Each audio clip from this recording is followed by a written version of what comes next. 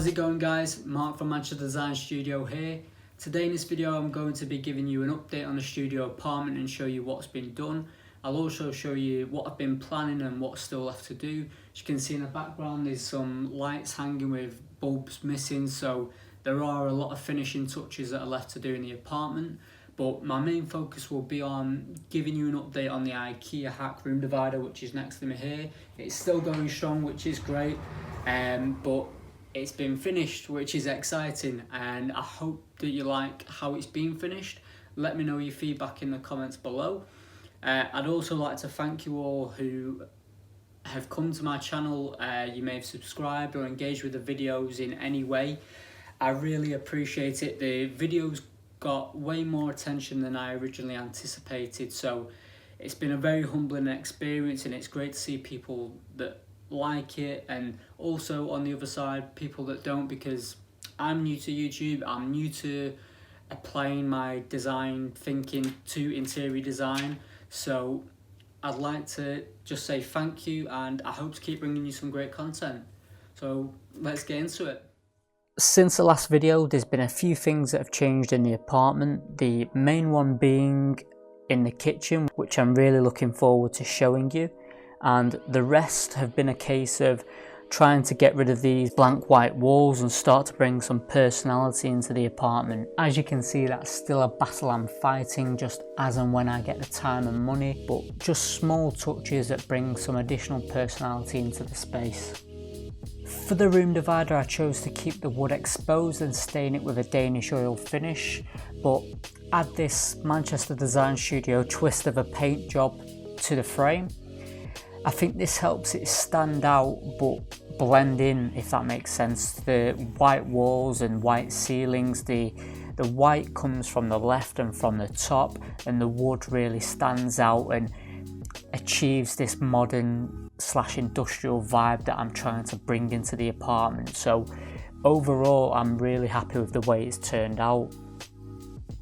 To finish off a divider, I've used Philips Hue light strips which wrap all the way around from the living area to the sleeping area.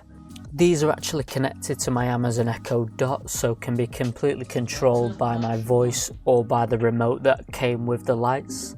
And the Hue app's got a really cool bit of functionality that can tell when I'm nearby, and they'll turn on whenever I'm in a certain radius of the hub. Overall, I'm really happy with the divider and how these lights sort of finish the divider. They really give it this futuristic modern look.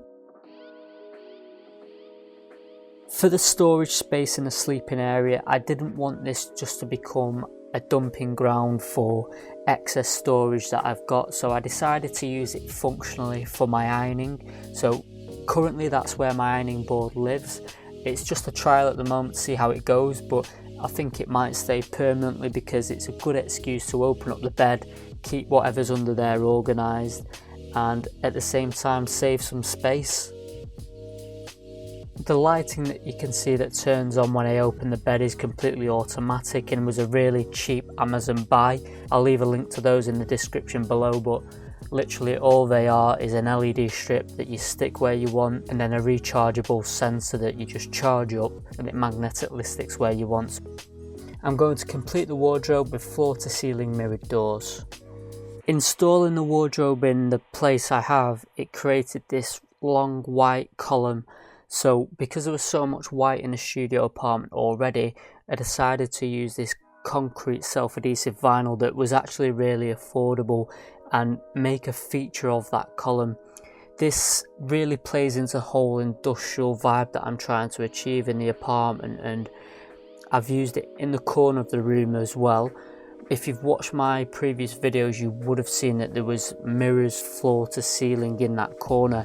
Unfortunately they fell down, but I'm going to add a more secure one-piece mirror in this corner, so it will actually reflect the vinyl in a way that makes it look like a full concrete column. What I'm really excited to show you guys is this kitchen cabinet that I've been building. It's been built to fill the recess that was caused by the wardrobe and the original partition wall. If you follow me on Instagram, you may have seen a couple of prototype images that have been posted. Well, now the final structure is complete and painted. there's just a lot of finishing touches that need to be done on the inside, so a couple more shelves for glasses for the minibar at the top. The legs for the fold down section need to be painted, and probably a couple of magnetic knife racks will go in the middle section just to make it a workstation with accessible things nearby.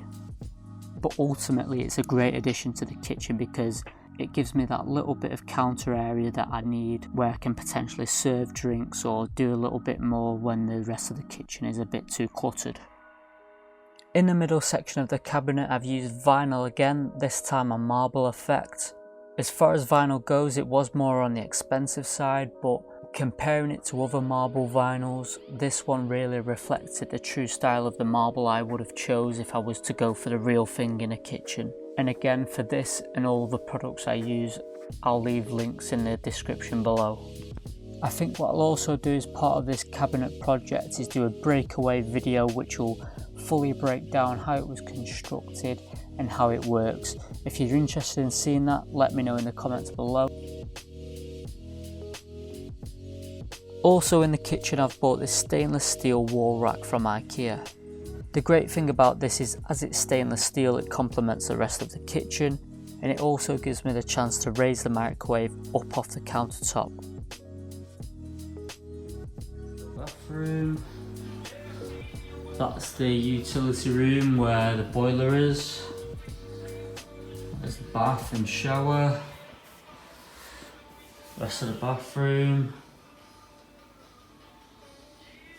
It's quite hard to actually show you because it's quite tight, but when you come to this side, I'll show you the rest.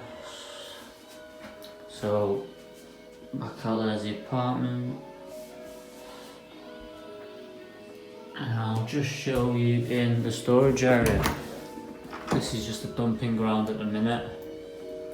It has got automatic lighting, it's got a sensor just on the side there, which you've seen it works under the bed as well.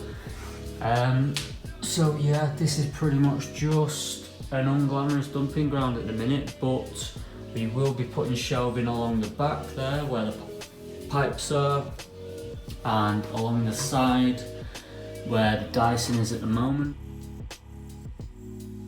This shoe rack's from IKEA. It fits perfectly into the space between the door and the wall. The door misses it by millimeters, so it's as if it's been custom built for the space. The problem is it overhangs slightly in terms of width. It's a bit wider than the wall that it sits on. So I've got a solution for that I'm working on that I'll bring to you in a later video.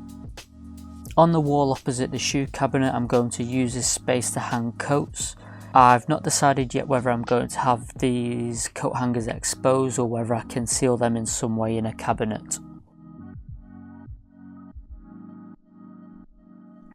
So guys, as you can see by the walls with the tape, there's a lot of finishing touches to do, and I've got a few DIY jobs that are yet to be done.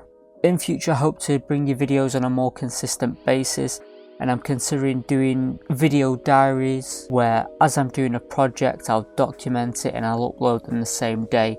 I think I've been too caught up in the quality of the video and trying to make it perfect, but what I'll do is try and get some content out there so you can see in real time how the studio apartment's coming along. Again, thank you for all the engagement in the videos I've posted so far. I hope to keep growing as a YouTuber and as a design business, and I appreciate you guys being with me from the start.